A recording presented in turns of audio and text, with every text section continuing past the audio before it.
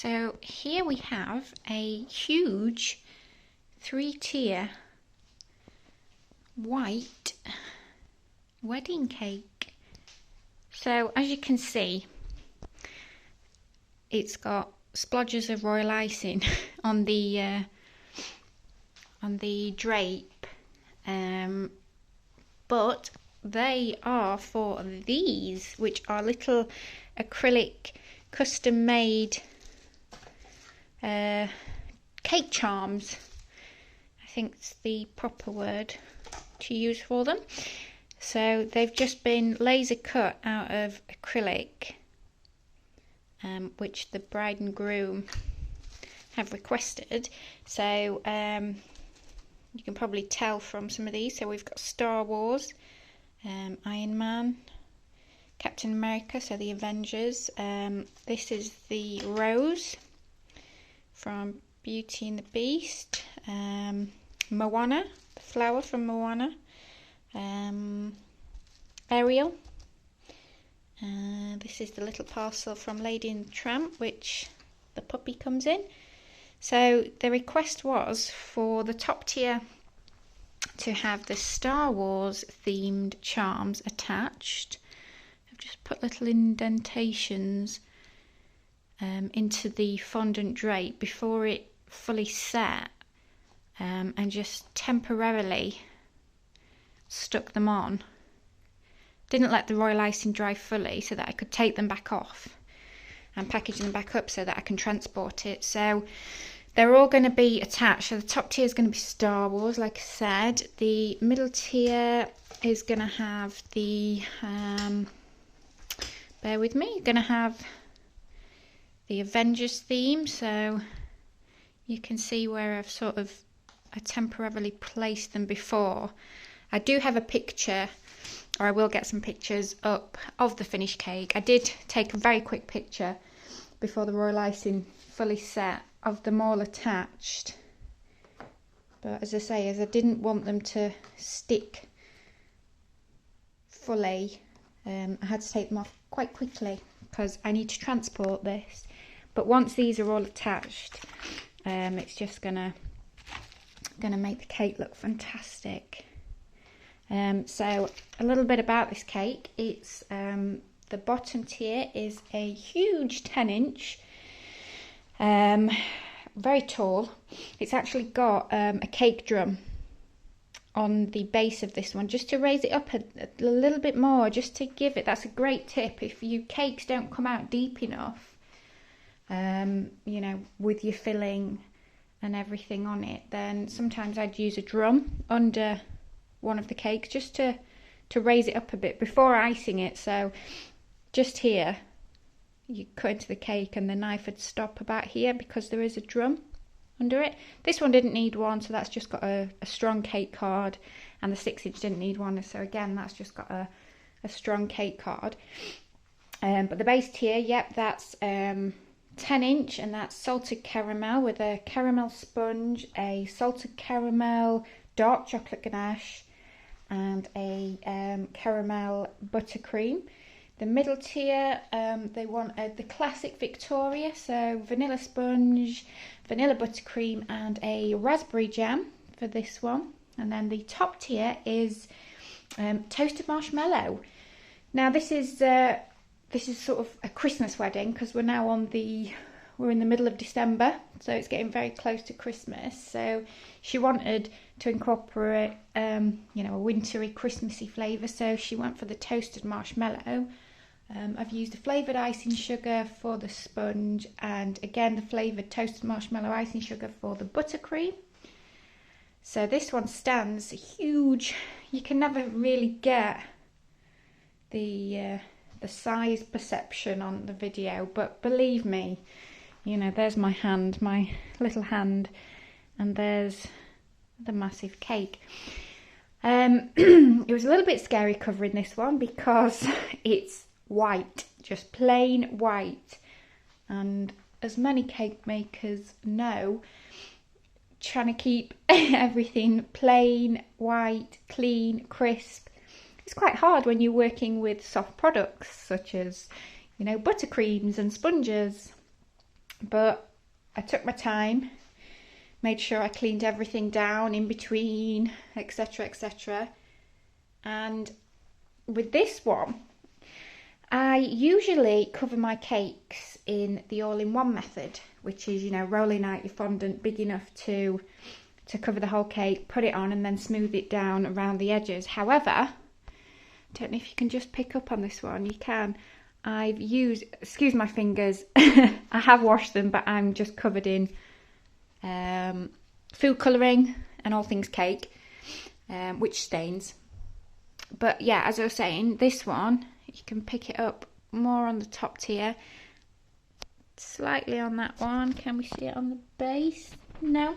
I've used the panelling method, which is fast becoming my preferred method, which I never thought I'd say, because I find you use less fondant for a start, because you only have to, you know, you roll out your little bit for the top and then roll out a long piece excuse me, for, you know, enough for the circumference of your cake. And for sharp edges, you're not going to get better than the panelling method, because, I mean, look at those crisp, sharp edges. You know, I was getting quite good at the all-in-one method, you know, using the upside down method and smushing the fondant sort of into the board to get the sharp edges. And that's a perfect way to do it, but I could never get edges as, you know, crisp and as sharp as that. So this one, as I say, is the panelling method I use.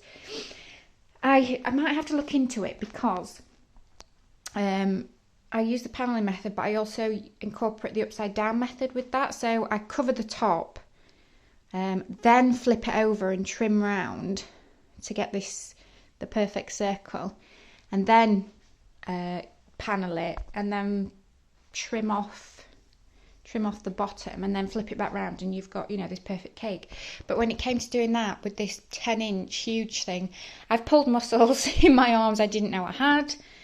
So as I say, I might have to look into that. I know you can do it the right way up, but I was just a little bit scared of if I did it the right way up, and then, so you've got your bit, you panelled, you've come up just above, and then you trim. I was a little bit scared of sort of like the edges snagging, so I might have to a little bit more practice with the panelling method, but overall pretty happy with how sharp that is and neat. So the request was for a drape all down the front of the cake, you know, to look like fabric, this ruched fabric effect. Now this is the first time I've ever tried this method of the fabric, and in all honesty, you know, I think it looks fabulous, but in all honesty, I think I've gone a little bit too thick. With the fondant, you can see it's quite a thick piece, which I was scared. That's why I thought if I go a little bit thicker, it's less likely to tear. You know, but I've learned from doing this that I think I'd go thinner next time. I just think it would have given it just that little bit more movement in the fondant. I mean, it works, I'm happy with it, but my advice would be to probably next time go a little bit thinner. So yeah, this blush pink drape going down, and then if you can just see, we've got a navy, it looks black on the camera, but it's a navy blue trim as the colours of the wedding. If you look at my previous videos of the gonks, which I've done for this wedding, the favours, they're done in this blush navy, this blush dusky pink, and the navy as well to match.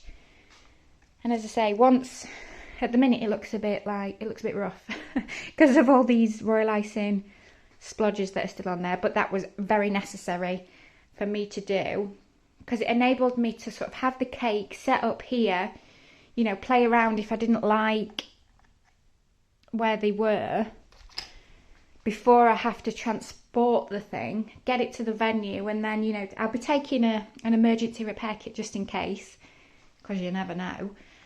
But that saved me from getting to the venue and then sort of playing around, which you've only got a limited amount of time to set the room up. And excuse all the pots in the background, it's been a busy few weeks. Yeah, so I've got the whole thing set up. I had it everything where I wanted it.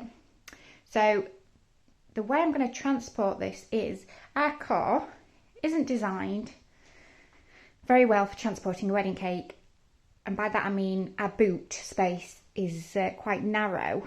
So I'm going to take the top tier off and have that in a separate box, and then which will enable me to sort of transport the bottom two tiers together. Now they're stuck. I had this all made up last night, so it's been sat for a good few hours, you know, setting, firming up, which you should always do before transporting, because as I say, working with soft fondants and soft things doesn't travel well. So I set it all up last night, and as I say, this is stuck, the 8-inch is stuck to the 10-inch base, so they ain't going anywhere. The bottom has 1, 2, 3, 4, 5, 6, 7, 8, 9 dowels in it. So plastic dowels running through the base of the cake, which then allows this 8-inch cake with a cake card on the bottom to sit on top of those dowels. So there's no weight, or there shouldn't be. There might be a little bit, no weight on the cake itself. The weight from the 6-inch and the 8-inch should be on those dowels. The middle tier again is dowelled, just for extra support, because you don't want a cake this heavy. Another reason why I would probably go a little bit thinner on the drape is because that's going to have added quite a substantial amount of weight to that, on top of it being super heavy anyway. So yeah, there's I put a dowel in the middle, 1, 2, 3, 4, there's 5 in the middle tier, which again this is sat on top of. So the main bulk of the weight from the cake is sat on the dowels, not on soft cake. So this one, they're royal icing, they've got a layer of royal icing in between them as well. So these are, as I say, these are stuck. They ain't going nowhere. This one was just placed on top for the time being, not royal icinged into place, so that I could form the drape and see where it needed to attach. But I'll carefully, if you can just see it should all be nice and firm now. That, as you see, it's not stuck on it. It's not secured into place, so that will allow me to take this off, transport it in a separate box, and then when I get to the venue, just simply put a layer of royal icing in the middle and stick that on, hopefully, fingers crossed. But yeah, this is, it's gorgeous.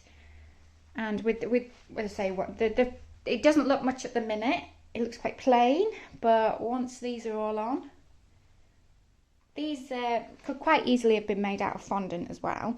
The detail wouldn't have been as good, and it would have taken me a hell of a lot longer to make them. But as a little surprise for the bride, I thought I'd push the boat out a little and get them all made out of these acrylic charms. Also, with it being a Christmas wedding, I thought that once they're done with the cake, they can keep these, drill little holes into wherever, thread some ribbon through and get them on their Christmas tree.